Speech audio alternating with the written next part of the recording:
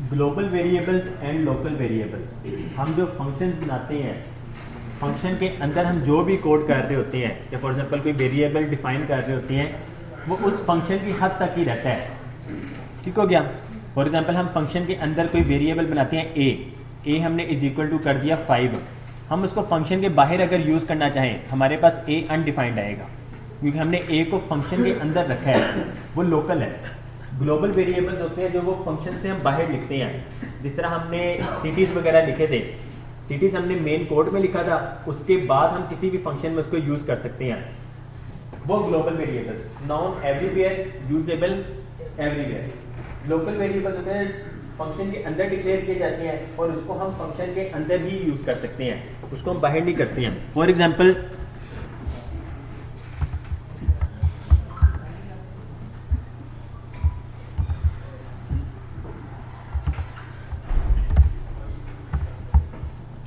Function बनाया ABC के अंदर हमने एक वेरिएबल बना दिया, my name is Umair Ahmad. Console dot log my name is ABC को हमने कॉल किया और उसके बाद दोबारा से कंसोल डॉट लॉग करवा रहे हैं माई नेम इज़, सेव किया। अब ये देखें उमैर अहमद, यहाँ पे आपको उमैर अहमद नज़र आ रहा है लिखा हुआ, लेकिन हमने कंसोल डॉट लॉग करवाया 2 बार। एक हमने फंक्शन के अंदर करवाया है और एक फंक्शन के बाहर। एक हमारा हो रहा है 180 लाइन पे और एक 184। अब इसमें देखें 180 पे तो जो कंसोल हमने करवाया था वो शो हो रहा है, 184 पे आ रहा है कि माई नेम इज़ नॉट डिफाइंड। अब यही अगर वेरिएबल माई नेम इज़ मैं ऊपर डिक्लेयर कर लेता हूँ और फंक्शन के अंदर से मैं रिमूव कर देता हूँ, तो कंसोल डॉट लॉग मुझे यहाँ पे भी शो होगा और अब फिर यहाँ पे भी शो होगा। सेव किया तो अब ये देखें 180 पे भी और 184 पे भी। मैं यहाँ पे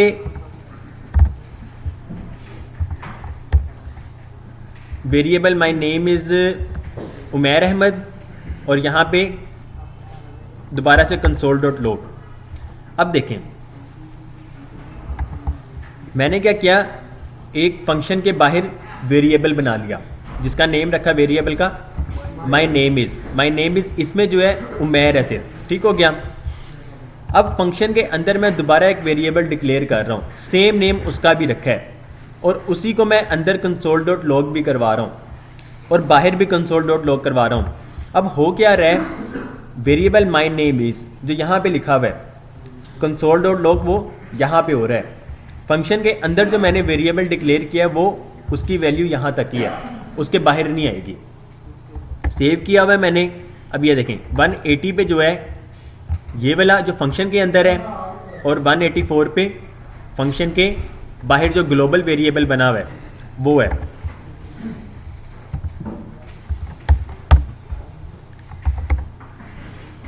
अब देखें अब क्या हुआ है,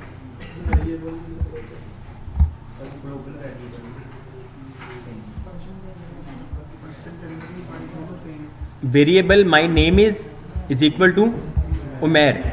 अब माई नेम इज़ की मैं वैल्यू चेंज कर रहा हूँ फंक्शन के अंदर।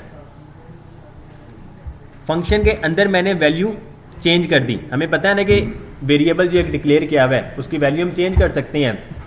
अब फंक्शन के अंदर जाके मैंने माई नेम इज़ की वैल्यू चेंज कर दी, उमैर अहमद कर दिया। अब ये वैल्यू जो चेंज हुई है ये ग्लोबल वेरिएबल में चेंज हुई है। ठीक हो गया। अब माई नेम इज़ यहाँ पर भी उमैर अहमद आएगा और यहाँ पर भी उमैर अहमद ही आएगा, कंप्लीट होगा। क्लियर है? कोई कन्फ्यूजन हो किसी को? सबको क्लियर है? आप में से यहाँ पे पक्की बात है? पहले हमने यहाँ पे फंक्शन के अंदर भी एक न्यू वेरिएबल डिक्लेयर कर रहे थे। ठीक हो गया। जब एक न्यू वेरिएबल डिक्लेयर कर रहे हैं तो इसकी जो भी वैल्यू है वो फंक्शन के अंदर यहाँ पर ही रहेगी। माई name is console dot log करवा रहे हैं वो यहाँ पर ही रहेगी। इसके बाहर जो माई नेम इज़ हम कर रहे हैं वो वेरिएबल जो की जो वैल्यू है वो हमें यहाँ से मिल रही है ग्लोबल। अब अगर हम यहाँ से ये वेरिएबल रिमूव कर देते हैं, इसका मतलब क्या होगा कि हमने वेरिएबल जो डिक्लेयर किया हुआ है उसकी ओरिजिनल वैल्यू को ये चेंज कर रहा है। हमें पता है ना, फॉर एग्जांपल हम इसको ही यहाँ पे लिख देते हैं, तो ये सेम काम ही है। एक हमने वेरिएबल डिक्लेयर किया माई नेम इज़, अब माई नेम इज़ की वैल्यू हम चेंज कर रहे हैं। अगर यही चीज़ हम फंक्शन के अंदर भी करें तो तब भी ये पॉसिबल है। जी क्लियर है? अब हम वैल्यू चेंज कर रहे हैं ना, तो जो वैल्यू जब चेंज हो जाएगी तो न्यू वैल्यू हमारे पास शो होगी। ठीक हो गया? अब कंसोल डॉट लॉग यहाँ पे भी उमैर अहमद होगा और यहाँ पे भी उमैर अहमद होगा।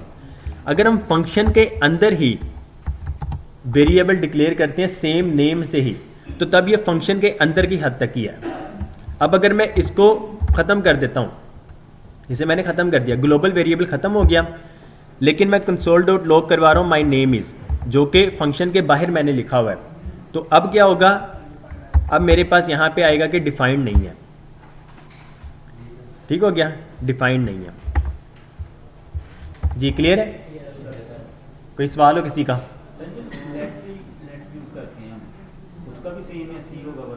वेरिएबल और लेट में थोड़ा सा डिफरेंस है, वो मैंने कहा भी था, W3 स्कूल से पढ़िएगा एक बार।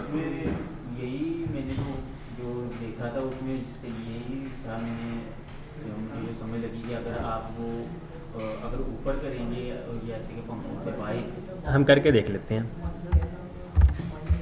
वेरिएबल वेरिएबल इसको कर देते हैं लेट, सेव किया, नहीं इस पे उमैर अहमद,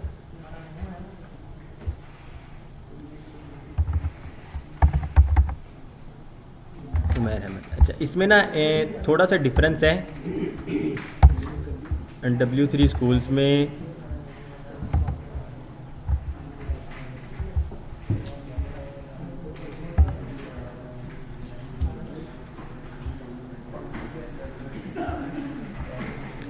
सबसे मेन जो चीज़ है वो तो है कि हम इसको रीडिक्लेयर नहीं कर सकते हैं। ठीक हो गया? फॉर एग्जांपल वेरिएबल यहाँ पर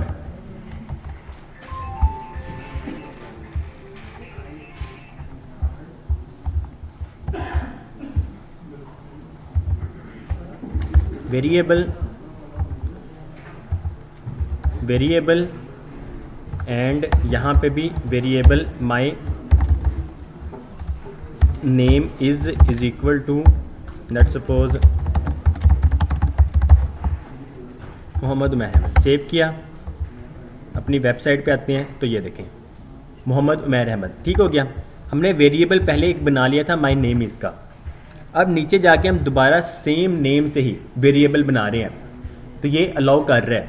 अगर यही हम लेट कर देते हैं, हमने यहाँ पे तो बेशक अभी चेंज ना भी करें, ऊपर हमने बना लिया लेट माई नेम इज़, अब नीचे दोबारा हम सेम वेरिएबल को डिक्लेयर कर रहे हैं लेट से ही। सेव करेंगे तो अब क्या आएगा, हमारे पास एरर आ जाएगा कि syntax error identifier my name is has already been declared.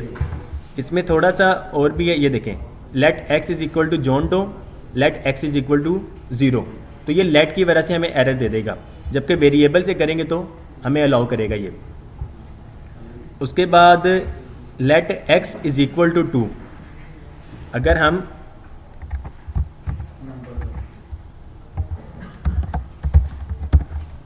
Late x is equal to 2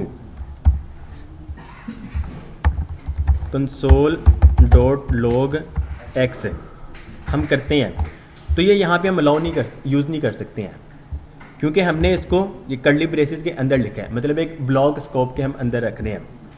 अगर यही हम वेरिएबल करते तो ये देखें, अभी आपको थोड़ा सा नज़र भी आएगा कि पहले ब्लर था, अगर हम लेट करते हैं तो लेट किया, ये देखें ये डिम हो गया, ब्लर हो गया। अगर हम इसको वेरिएबल करते हैं तो अब ये यूजेबल होगा यहाँ पर। क्लियर है? समझ लगी थोड़ी सी? Variable declared with the VAR keyword can not have block scope नहीं है, जबकि लेट का है। तो इस वजह से अगर आप उसको इसके अंदर रखते हैं ब्लॉक स्कोप के अंदर लेट को, तो क्या होता है उसकी वैल्यू वहाँ तक ही रहती है, हम बाहर यूज़ भी नहीं कर सकते हैं। अगर हम बाहर सेम वेरिएबल का नेम यूज़ करना चाहें हम कर सकते होंगे, लेकिन हम उसकी वैल्यू यूज़ नहीं कर सकते होंगे। अब जिस तरह variable x is equal to 10, variable x is equal to 2, तो इसकी वैल्यू भी चेंज होगी, लेकिन हमने वेरिएबल दोबारा से यूज़ कर लिया है। अब अगर हम लेट कर रहे हो, दोबारा से लेट को डिक्लेयर कर रहे हो, तो वो यूजेबल नहीं होगा।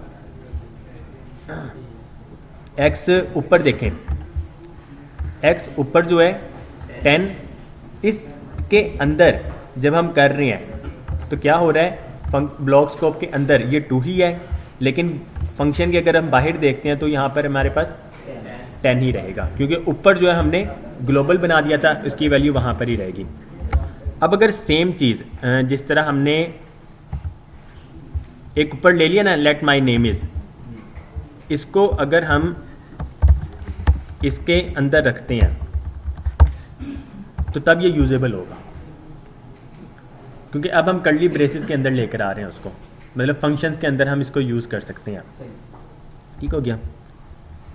अब console.log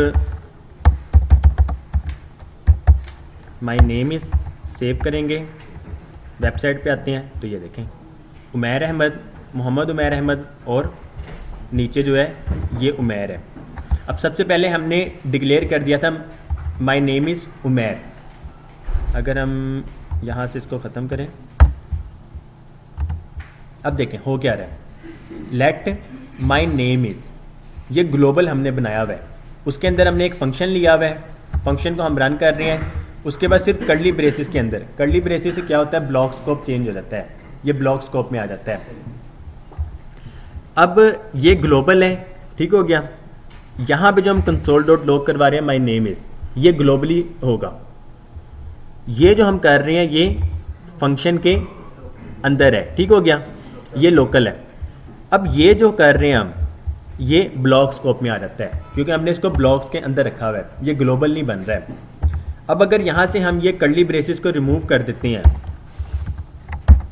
तो अब ये भी ग्लोबल में आ गया।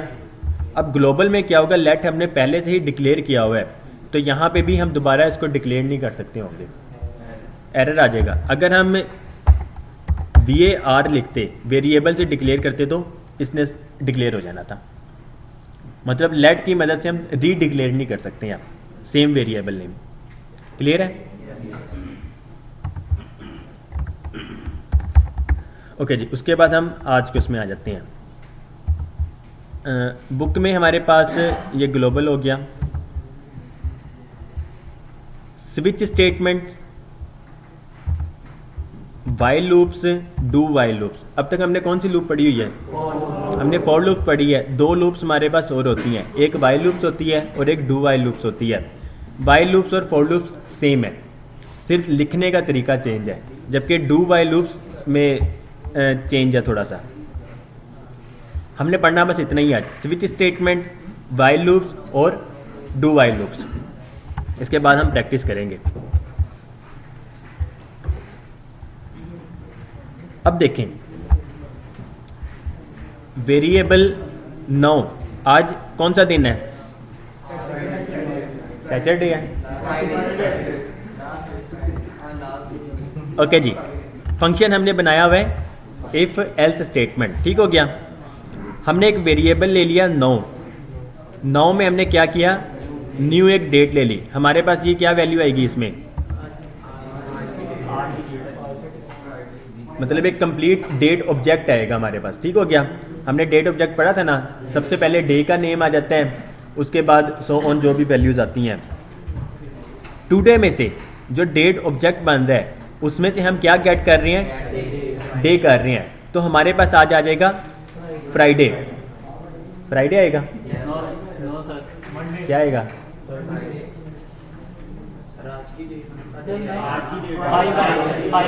डे, गेट डे कर रहे हैं हम, 5 आएगा, ठीक हो गया। 0 से लेकर 6 तक, 0 से लेकर 6 तक हमारे जी। अब 0 हमारे पास क्या वैल्यू होती है, संडे होता है। 6 हमारे पास, तो हमारे पास आज क्या आएगा, 5। अब टुडे अगर तो 0 है तो ये शो करवाएगा संडे, एल्स इफ टुडे 1 है तो मंडे, 2 है तो Tuesday, today is equal to 5 है तो इट्स फ्राइडे। और अगर वैल्यू कोई और होती, फॉर एग्जांपल 3 होती या 4 होती, तो वो हमें शो करवा देता इट्स सम अदर डे, या 6 भी होती तो हमारे पास इट्स सम अदर डे आ जाता। ये तो हम इफ़ एल्स कंडीशन से कर रहे हैं, ठीक हो गया। लेट्स सपोज हंड्रेड्स ऑफ इस तरह के होंगे, हम क्या 100 के 100 इस तरह कंडीशन यूज़ कर रहे होंगे एक एक चीज़ के लिए। तो हम इफ़ एल्स स्टेटमेंट से बचने के लिए हम स्विच स्टेटमेंट यूज़ करते हैं। मैं आपको एक बार दिखा देता हूँ, सेम चीज़ ही है। इफ़ एल्स से इट्स फ्राइडे आ रहा है क्योंकि आज 5 है, हम यहाँ पे लेट्स सपोज टुडे हमारे पास यहाँ पे वैल्यू आती है, क्या आ रही है, 5 आ रही है। हम टुडे कर देते हैं 4, हमारे पास वैल्यू यहाँ से 5 ही आई, लेकिन हम नीचे जाके उसकी वैल्यू को चेंज कर रहे हैं, 4 कर दिया। अब हम जब कंडीशन में देखेंगे हमारे पास क्या अलर्ट आएगा, it's some other day.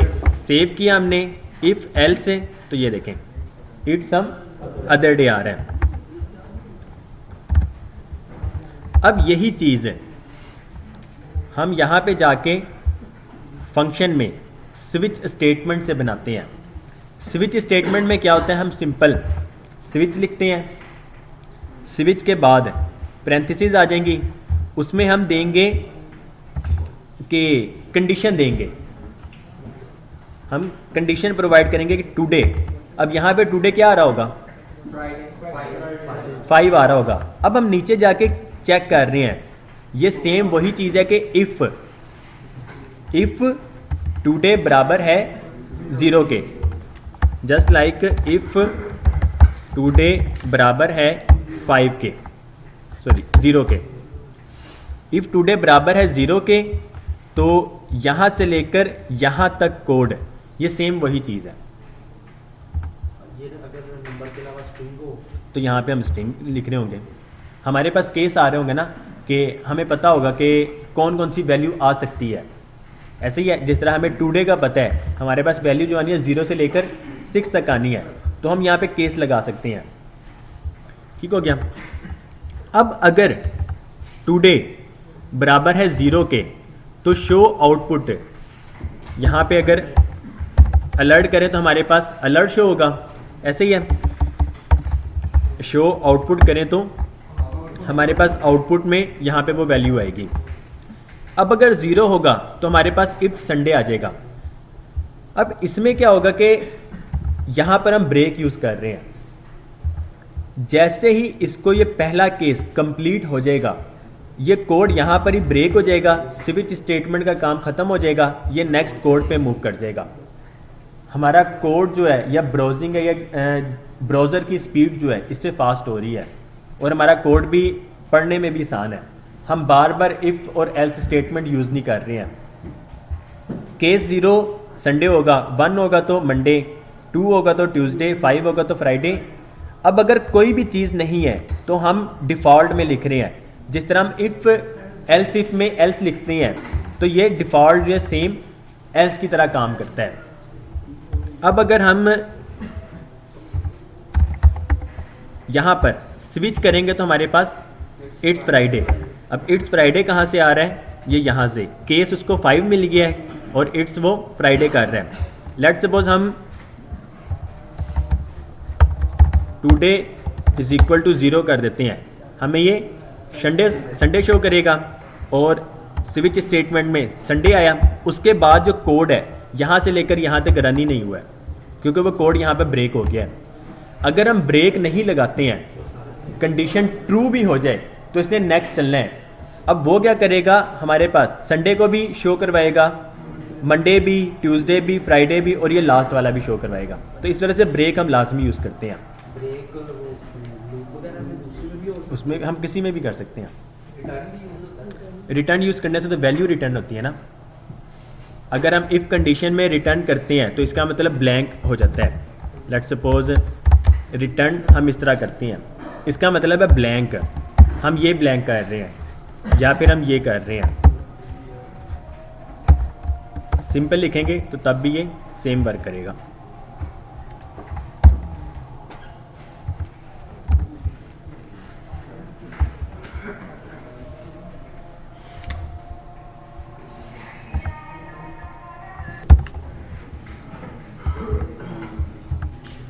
Okay guys, clear है स्विच।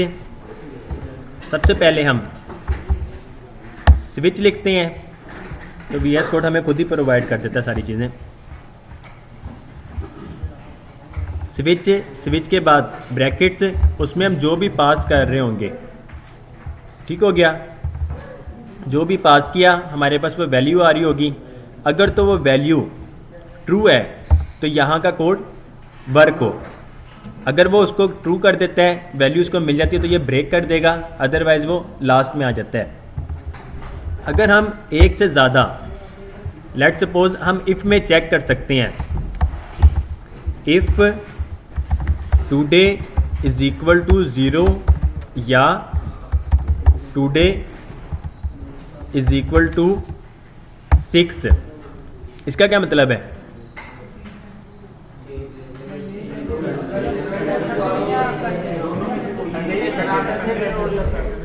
सैटरडे है या फिर संडे है। 0 संडे, 6 जो है सैटरडे।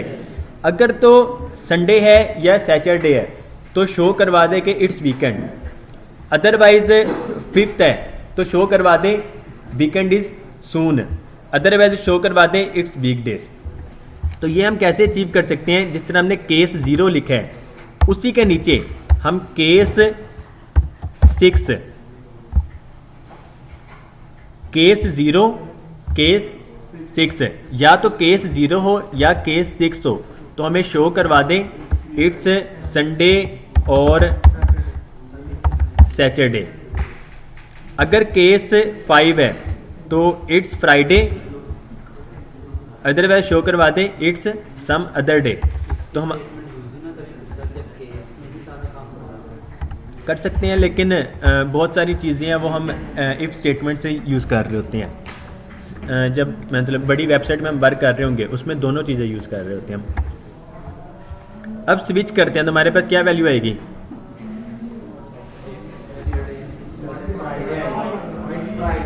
It's Friday.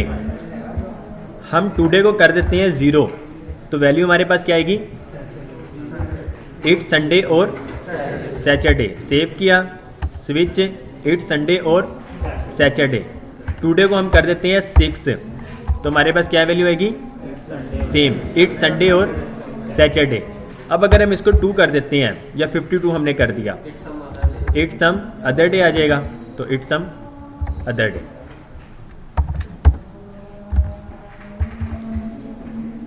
ओके जी, क्लियर है? कोई सवाल हो किसी का? जी एंड वाली इसमें वक्ती तौर पे यही देखें, जब एडवांस लेवल पे जाएंगे ना तो हम करेंगे। वैसे इसमें यही चीज़ यूज़ हो रही है मोस्टली ना, ये वाली हो या फिर ये वाली हो।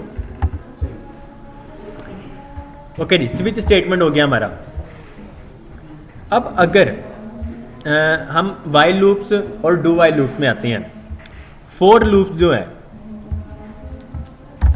ये फॉर लूप है, इसमें क्या कर रहे होते हैं? इसमें हम स्टेटमेंट, वेरिएबल डिक्लेयर करना और कंडीशन लगाना, इंक्रीमेंट करना, हम सारी चीज़ें एक उसमें ही कर रहे होते हैं, एक लाइन में और एक ब्रैकेट्स में कह लें।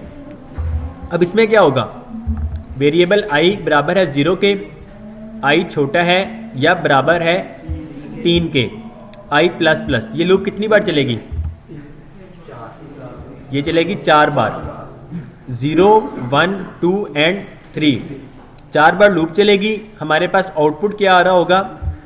0 से लेकर 4 तक, 3 तक, 0, 1, 2 एंड 3, ठीक हो गया। ये फॉर लूप था। अब वाइल लूप,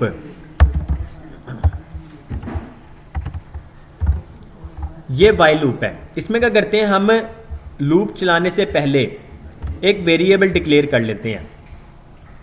हमने एक वेरिएबल डिक्लेयर किया, हम यहाँ पे भी 0 ही लगा देते हैं। Variable I is equal to 0 जो हमने यहाँ पे लिखा था, जो हमने फॉर लूप के अंदर लिखा है वो हम बाहर अब लिख रहे हैं। वाइल आई छोटा है या बराबर है 3 के, जब तक ये कंडीशन ट्रू है तब तक ये लूप चलेगी। आउटपुट दिखाने के बाद हम क्या कर रहे हैं? इंक्रीमेंट कर रहे हैं। सेम ये फॉर लूप ही वर्क करेगा। सेव किया तो अब ये देखें 0, 1, 2, 3, यहाँ पे अगर 3 लिखते हैं तो हमारे पास क्या वैल्यू आएगी? एक ही वैल्यू आएगी। कौन सी आएगी? 3 आएगी। सेव किया तो ये देखें 3। हम अगर यहाँ पे 4 कर देते हैं तो क्या होगा? कंडीशन ट्रू नहीं होगी तो लूप चलेगी नहीं। ठीक हो गया। आई छोटा है या बराबर है 3 के। ठीक हो गया। ये 3 से ना छोटा है ना बराबर है तो ये कंडीशन ट्रू नहीं होगी और इसके अंदर का कोड एग्जीक्यूट नहीं करेगा।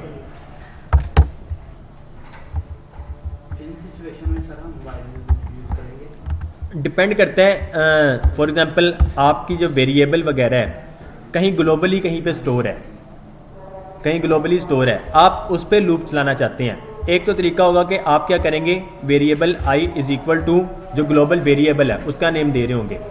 ठीक हो गया। अदरवाइज आप क्या करेंगे, सिंपल ये वेरिएबल भी डिक्लेयर नहीं करेंगे आपने, फिर ये वेरिएबल भी डिक्लेयर नहीं करना है, सिंपल आप वाइल लूप चला देंगे। वैसे फॉर लूप में हम ये काम कर सकते हैं कि आई को किसी के भी वेरिएबल के इक्वल कर सकते हैं। लेट सपोज आप यहाँ पे variable ABC is equal to 0 कर दें और यहाँ पे variable I is equal to ABC, तो यही हो जाएगा। मतलब सारा सेम है, बस वो डिपेंड करता है कि यूजेज कहाँ पे हो रहा है।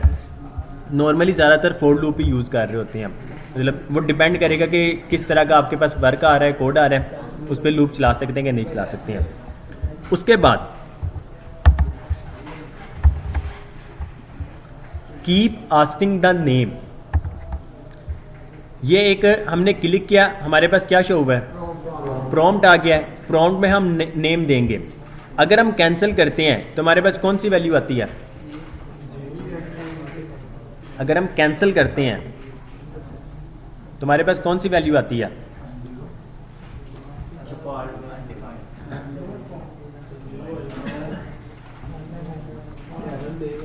शिदादो खेलने आए हो जी? नहीं, हम अगर प्रॉम्प्ट करते हैं और हम कैंसिल कर देते हैं हमारे पास वैल्यू रिटर्न हो के आती है नल।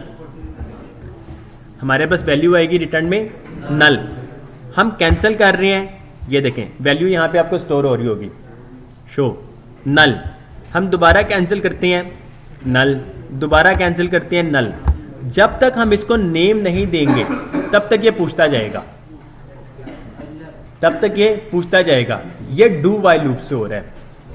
अब मैं आपको इसका कोड दिखाता हूँ। लेट्स सपोज मैं यहाँ पे लिख देता हूँ नेम, ओके किया, वैल्यू चेंज होगी प्रॉम्प्ट की और इसने मुझे नेम शो करवा दिया। हमने एक फंक्शन बनाया कीप आस्किंग। सबसे पहले हम कह रहे हैं डू, करो। ठीक हो गया, ये करो। करना क्या है, वेरिएबल नेम, नेम में हम प्रॉम्प्ट कर रहे हैं एंटर योर नेम। अगर हम कैंसिल करते हैं तो वैल्यू हमारे पास रिटर्न होके आती है नल। नेम में क्या स्टोर हो गया, नल। कंसोल डॉट लॉग करने से हमें नल शो होगा। वाइल में हम बताते हैं ये तब तक काम करो, तब तक काम करो जब तक नेम बराबर है नल के। ठीक हो गया। डू, ये काम करो, तब तक करो जब तक ये कंडीशन ट्रू है, जब तक ये वाली कंडीशन ट्रू है। अब जब भी हम प्रॉम्प्ट में नेम पूछ रहे हैं, कैंसिल करेंगे तो हमारे पास नल ही आएगा, नल के अलावा कोई वैल्यू नहीं आएगी हमारे पास। हम नेम जब तक नल है तब तक ये काम करते जाओ। अगर हम keep asking the name okay करते हैं हमारे पास वैल्यू रिटर्न होके आती है ब्लैंक। जी, वो तो अगर हम डिफ़ॉल्ट लें ना तो तब है, हम अभी डिफ़ॉल्ट तो नहीं ले रहे हैं जी। ओके करने से आती है, ओके करने से आती है कीप आस्किंग द नेम। अगर हम ओके कर देते तो हमारे पास डिफ़ॉल्ट वैल्यू आती है। अगर हम कैंसिल करते तो हमारे पास वैल्यू रिटर्न होके आती है नल। ये देखें नल। अब अगर हम यहाँ पे name is equal to null या नेम बराबर है ब्लैंक के, ठीक हो गया।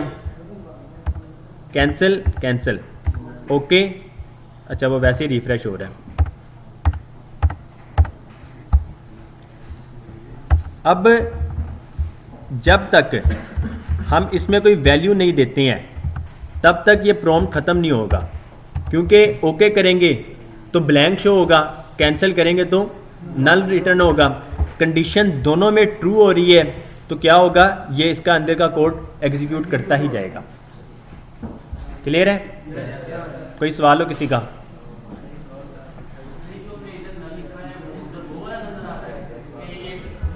जी जब साइलेंस प्लीज जी, रिटर्न में वैल्यू जो हमारे पास आ रही है कैंसिल करने पे नल आ रही है, तो हम यहाँ पे कुछ और तो नहीं ना ले सकते। ये नल वो है जो कैंसिल करने पे वैल्यू आती है। जी तो ये आप क्या पूछ रहे थे? यही था, कैंसिल करने पे हमारे पास नल की वैल्यू ही आती है। Silence please.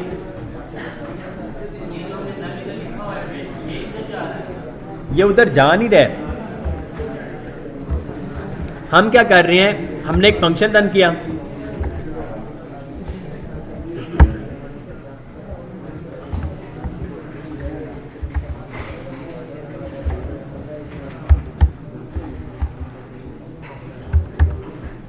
हमने फंक्शन रन किया, कीप आस्किंग द नेम पे क्लिक करने पे ये फंक्शन रन होगा।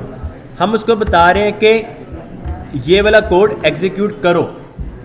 डू का मतलब है करो, ठीक हो गया, करो। तब तक करो जब तक ये वाली कंडीशन ट्रू है। अब जैसे ही हम कीप आस्किंग द नेम इस पे पूछ रहे हैं, प्रॉम्प्ट आ रहा है, हम अगर कैंसिल करते हैं, कैंसिल पे हमारे पास वैल्यू आती है नल। अगर हम ओके करते हैं कुछ लिखे बगैर, हमारे पास वैल्यू आती है स्ट्रिंग, मतलब कोई भी ब्लैंक आता है, ठीक हो गया, स्ट्रिंग होगा लेकिन ब्लैंक होगा। अब क्या कह रहे हैं, कैंसिल करेंगे हमारे पास नेम में स्टोर हो जाएगा नल। हम कुछ लिखे बगैर ओके करते हैं तो हमारे पास तब भी वैल्यू ब्लैंक हो जाती है। अब कंडीशन में हम क्या पूछ रहे हैं, अगर तो नेम बराबर है नल के तब भी ये वर्क करे, या नेम बराबर है ब्लैंक के तब भी ये वर्क करे। तो इस तरह से ये बार बार लूप चलेगी। ये क्लियर है? अब मैं आपको दिखाता हूं किसी का सिस्टम या किसी का ब्राउजर कैसे हैंग करवा सकते हैं, सेम इसी डू वाइल लूप से।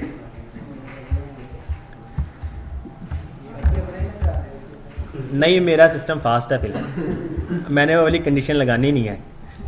Variable i is equal to 0, I हमने एक लिया है 0। डू ये करो, क्या करो, कंसोल डॉट लॉग करो i, और i कर दो साथ साथ प्लस प्लस, इंक्रीमेंट हो रहा है। अब जैसे ही एक बार ये वर्क करेगा, लूप चलेगी, i प्लस प्लस हो गया, तो क्या हुआ, यहां पर अब 1 आ गया, दोबारा ये चलेगा 2, दोबारा चलेगा 3, तब तक चले जब तक i छोटा है या बराबर है 50 के। तो ये लूप टोटल कितनी बार चलेगी, 51 टाइम्स, 0 से लेकर 51 तक। अब ये लूप 50 बार चलेगी। मैं आपको एक चीज दिखाता हूं,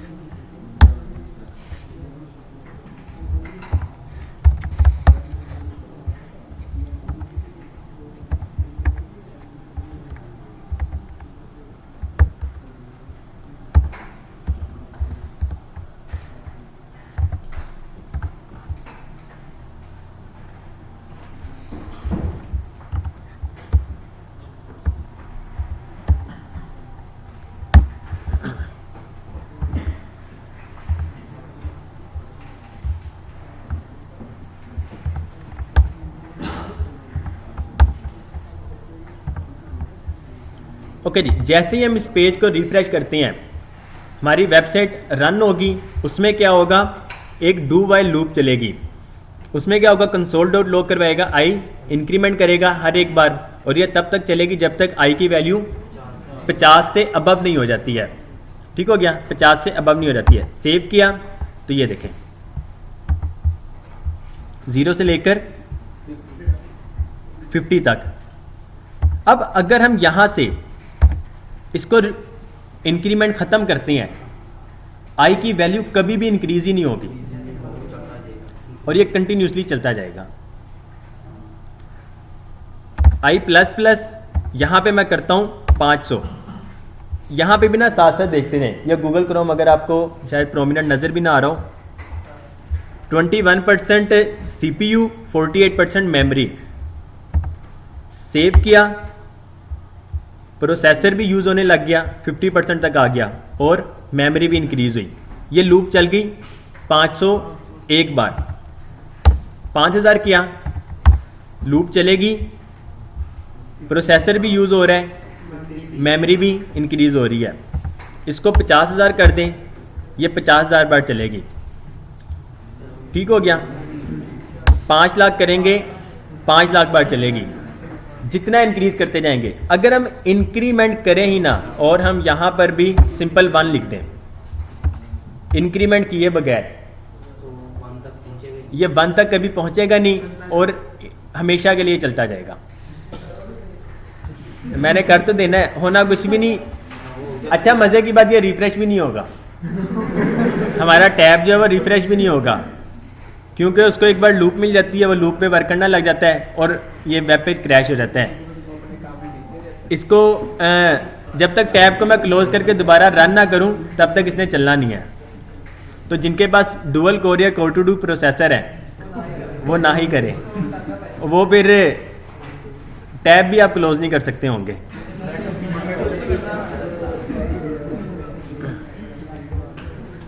अच्छा, यहाँ पे 50,000, 5 लाख एंटर किया,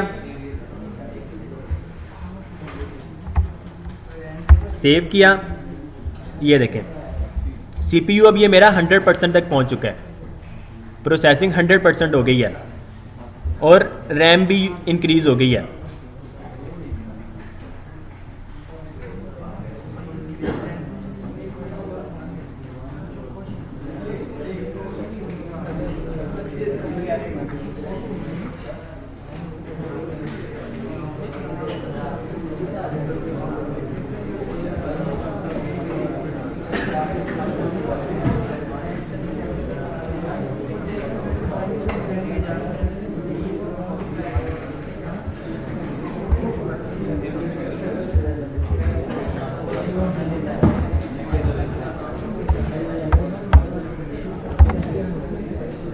जी क्लियर है?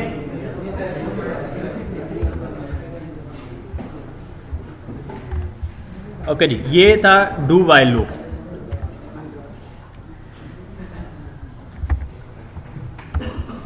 ओके जी, एक चीज़ जो हम शुरू से करते आ रहे हैं, क्लियर आउटपुट करने से क्या होता है, यहाँ पे जो क्लियर हो, आउटपुट जो भी हो क्लियर हो जाती है। अगर पहले से ही वो ब्लैंक है तो हमें एक नोटिफिकेशन तो शो करवाना चाहिए कि वो पहले से ही ब्लैंक है। Clear output it's already empty, switch करेंगे हमारे पास वैल्यू आ जाती है क्लियर आउटपुट, आउटपुट क्लियर है और हमें एक नोटिफिकेशन दिखा रहा है। दोबारा करते हैं तो इट्स ऑलरेडी एम्प्टी।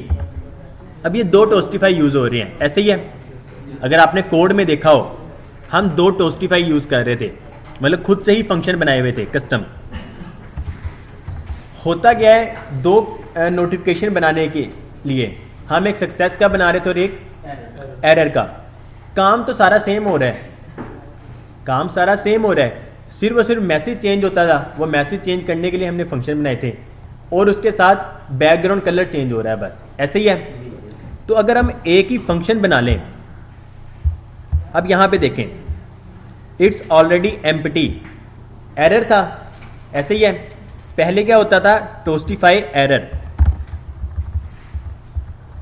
और टोस्टिफाई सक्सेस, हम ये यूज़ कर रहे थे। Toastify error it's already empty, toastify success में बता दो जो सक्सेस का था। हम कहते हैं कि एक ही notification, show notification it's already empty. हम यहाँ पे क्या पास कर रहे हैं, पैरामीटर्स पास कर रहे हैं ना। पहले पैरामीटर में इट्स ऑलरेडी एम्प्टी और दूसरे पैरामीटर में हम उसको केस बता रहे हैं कि ये एरर है, दूसरे में हम बता रहे हैं सक्सेस। अब इसका कोड देखें, कॉन्स्ट में शो नोटिफिकेशन, हमने कॉन्स्ट बनाया शो नोटिफिकेशन का, ये फंक्शन है। ये एरो फंक्शन है, अगर इसको हम यूज़ करना चाहें फंक्शन शो नोटिफिकेशन,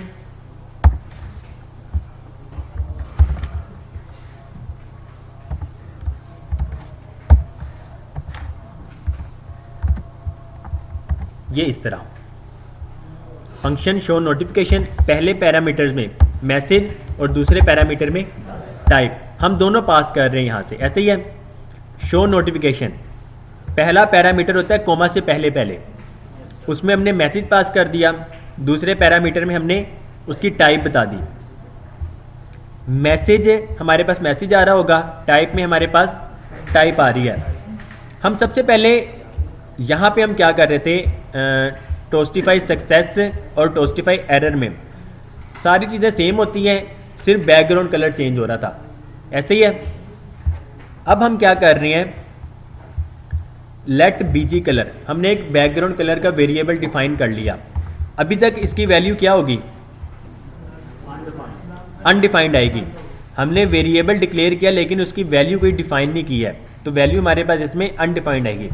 अब हम चेक कर रहे हैं, अगर तो टाइप बराबर है सक्सेस के, हम ऊपर से जो पास कर रहे हैं सक्सेस या फिर एरर, अगर तो टाइप है सक्सेस के बराबर तो बैकग्राउंड कलर कर दें जो हमने बैकग्राउंड कलर रखना है। एल्स इफ टाइप बराबर है एरर के तो बैकग्राउंड कलर कर दें जो हम बैकग्राउंड कलर रखना चाहते हैं। अब अगर टाइप ना तो सक्सेस है ना एरर है, फॉर एग्जांपल टाइप लिखते हुए मिस्टेक हो गया, टाइपिंग मिस्टेक है, तो उसने बैकग्राउंड कलर क्या कर देना है, #000, इसका होता है ब्लैक। अब हम नीचे आते हैं टोस्टिफाई में, ये सेम कोड जो आप लोगों ने देखा हुआ है। टोस्टिफाई टेक्स्ट में हम क्या पास कर रहे हैं, मैसेज, और बैकग्राउंड कलर में बीजी कलर।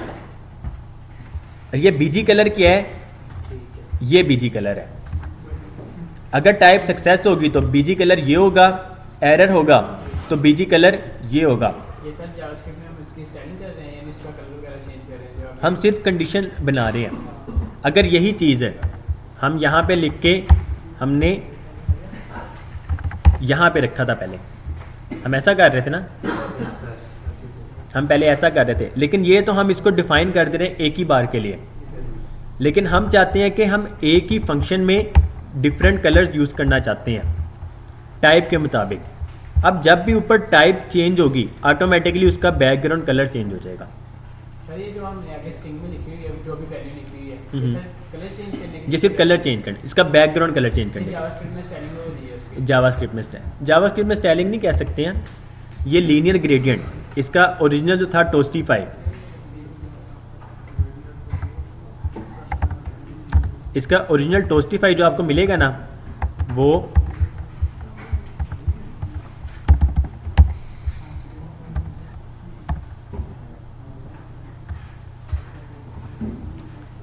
आपको ये कोड मिलता है। टोस्टिफाई में आपको ये कोड मिलता है। टेक्स्ट भी आपको यहाँ पे दिस इज अ मैसेज, इस तरह स्ट्रिंग है, स्टाइल में, बैकग्राउंड में लीनियर ग्रेडियंट बैकग्राउंड कलर था, ठीक हो गया। हम इन सब से बचने के लिए अब हम टोस्टिफाई कितना यूज़ करेंगे, फंक्शंस हमने सीख ही लिया बनाना, फंक्शन बनाते हैं ताकि हम कोड को रीयूज़ कर सकें, ठीक हो गया। अब हम इसके लिए भी दो कंडीशन ही बनाएंगे सिर्फ टाइप के लिए। सर पहले तो हम यानी जितनी भी स्टाइलिंग करते थे इधर HTML में डॉट स्टाइल डिस्प्ले नन जो भी करना होगा ऐसे कर लेते। ये सिर्फ टोस्टिफाई की स्टाइलिंग है। टोस्टिफाई एक लाइब्रेरी बनी हुई है, उन्होंने हमें बताया हुआ है कि आपने स्टाइलिंग किस तरह करनी है। हमने अगर उनकी लाइब्रेरी यूज़ करनी है तो हम उनके मुताबिक ही चलेंगे। सर पर ऊपर जो हमने दिया हुआ है, ऊपर कोड जरा सा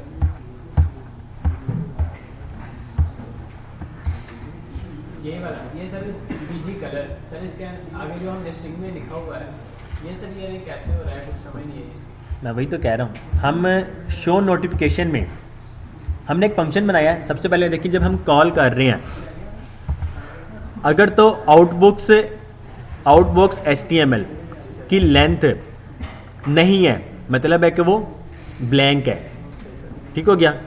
आउटबॉक्स लेंथ इसको हम इस तरह भी कर सकते हैं, आउटबॉक्स HTML की डॉट लेंथ बराबर है इसके या इसके, ठीक हो गया। अगर तो आउटबॉक्स डॉट लेंथ बराबर है 0 के तो शो नोटिफिकेशन करें इट्स ऑलरेडी एम्प्टी, और साथ में एक और पैरामीटर में उसकी टाइप पास करें। ये हम टाइप बता रहे हैं, एरर है ना, लेंथ ऑलरेडी 0 है, इसका मतलब एरर है। अगर आउटपुट वो क्लियर हो जाती है तो हम उसको सक्सेस का देते हैं। पैरामीटर दूसरे में हम देखें सक्सेस पास कर रहे हैं। जब ये फंक्शन रन होगा इसमें आएगी 2 वैल्यू, पहले में हम मैसेज पास कर रहे हैं, दूसरे में हम टाइप पास कर रहे हैं पैरामीटर्स के ज़रिए। अब शो नोटिफिकेशन में हमारे पास ये 2 चीज़ें आ रही हैं, एक मैसेज है और एक टाइप है। हम सबसे पहले एक वेरिएबल डिक्लेयर कर लेते हैं बैकग्राउंड कलर का, बीजी कलर। अभी बीजी कलर यहाँ पे अनडिफाइंड है। हम चेक कर रहे हैं अगर टाइप सक्सेस है तो बैकग्राउंड कलर कर दें ये वाला। ये सर ये जो आगे बैकग्राउंड कलर है, यानी जितना आपने CSS का कोड लिखा हुआ है ना, ये सर ये कैसे बनता है? जावास्क्रिप्ट में हम चेंज कर ही सकते हैं। और सर इधर HTML में हम करते थे ना डॉट स्टाइल ऐसे करके, इसमें सर ये यानी कैसे वर्क कर रहा है? ये जब टोस्टिफाई, ये टोस्टिफाई कलर का नंबर तो ठीक है, पहले तो हम इनर HTML यूज करते थे ना, इनर डॉट स्टाइल लेके जो भी आगे करके उसको नल कर देना। इसमें ये देखना चलने से एक वेरिएबल, मैं आपको बता रहा हूँ ना, ये टोस्टिफाई जो फंक्शन बना हुआ है ना, बैकग्राउंड कलर लीनियर ग्रेडियंट जब यहाँ से जा रहा है इस फंक्शन में पास हो रहा है, इस फंक्शन के अंदर उन्होंने अपनी इन्होंने खुद ही किया हुआ है। अब देखें ना, हमने कस्टम एक फंक्शन बनाया है, हमारा ये अपना फंक्शन है, हम ये फंक्शन पास करना चाहते हैं। फॉर एग्जांपल मैं आपको दे देता हूँ कि आप ये फंक्शन यूज़ करके, एक ही फंक्शन यूज़ करके आप ये चीज़ें यूज़ कर सकते हैं। अब मैंने आपको रूल बताया हुआ है, आपने उस रूल को फॉलो करना है। आपने पहले में मैसेज पास करना है, दूसरे में टाइप पास करना है। हाँ जी, पहले में मैसेज पास करेंगे तो मैसेज शो होगा, अदरवाइज मैसेज शो नहीं होगा। सेकंड में टाइप पास करेंगे तो उसका कलर चेंज होना है, अदरवाइज कलर चेंज नहीं होगा। ये भी एक हिसाब से फ्रेमवर्क ही है, जैसे हम बूटस्ट्रैप का यूज करते थे यानी क्लासिक। इसे फ्रेमवर्क नहीं कहते, इसे लाइब्रेरी कहते हैं। ये टोस्टिफाई सिर्फ और सिर्फ एक लाइब्रेरी है। यानी सर हमने बीजी का जो भी है वैल्यू का डिक्लेयर की हुई है अपने पास से, वहाँ से हमने वो खुद ही नहीं, ये लीनियर ग्रेडियंट की मदद से हम उसको कलर बता रहे हैं। ये तो सर हम अपने कोड में चेंज कर रहे हैं। अगर आप यहाँ पे भी करेंगे ना, उसने अपना जो दिया हुआ है उसमें भी यही है। हम सिंपल CSS का जो भी कोड होगा, कलर का कोड, हम उसको पास करेंगे, उसने वर्क कर जाना है। अभी बस इसको इतना ही समझे, जब आके प्रैक्टिस कर रहे होंगे ना आपको समझ लग जानी है। ओके जी, ये इफ एल्स कंडीशन था, क्लियर है? मुझे लग रहा है आज आपका पढ़ने का दिल नहीं कर रहा।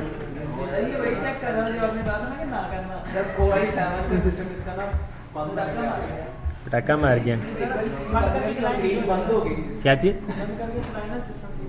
वो तो हो ही जाता है। और कौन सा हम यहाँ पे हैकिंग करना सिखा रहे हैं। ओके गाइस, क्लियर है ये? अच्छा साइलेंस प्लीज। ये देखिएगा, हमने ये अब तक जो वर्क किया है ये इफ एल्स कंडीशन से किया है। अब अगर यही हम इफ एल्स कंडीशन को कमेंट करें, हम स्विच स्टेटमेंट में आ जाते हैं। स्विच में हम बता रहे हैं टाइप पे हम कंडीशन चलाना चाहते हैं। अगर तो केस सक्सेस है तो बीजी कलर कर दें, ये वाला यहाँ पे ब्रेक कर देगा साथ ही। जैसे उसको सक्सेस मिलेगा वो नेक्स्ट कंडीशन पे पहुँचेगा ही नहीं। अगर केस एरर है तो बैकग्राउंड कलर ये वाला कर दें, यहाँ पे ब्रेक कर देगा, वो डिफ़ॉल्ट में नहीं पहुँचेगा। अदरवाइज जो भी ना सक्सेस हो ना एरर हो तो डिफ़ॉल्ट वो बैकग्राउंड कलर कर देगा ब्लैक। हम डिपेंड करता है कि हम किस पे यूज़ कर रहे हैं। यहाँ पर क्लियर आउटपुट है, it's already empty. Switch clear output, ये ग्रीन कलर आ गया। अब अगर यहाँ पर जहाँ पे हम ये यूज़ कर रहे हैं शो नोटिफिकेशन, मैं लेट्स सपोज एरर 1 कर देता हूँ। टाइप मैंने एरर 1 कर दिया, केस यहाँ पे मैच नहीं होगा। यहाँ पे हमने लिखा हुआ है एरर। अब बाइट वैल्यू जो चलेगी डिफ़ॉल्ट वाली चलेगी, ना तो इसको सक्सेस मिला है ना ही एरर मिला है।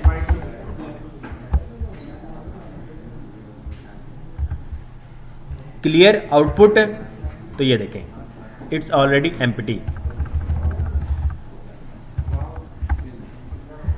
लास्ट में हम टोस्ट पे चला रहे थे, वो इस वजह से जब भी हम पेज को लोड करते हैं वो चल जाता है।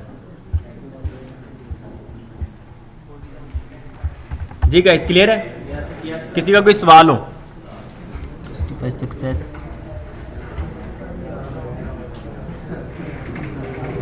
हाँ जी क्लियर है? कोई सवाल किसी का? ओके जी, प्रैक्टिस स्टार्ट करते हैं।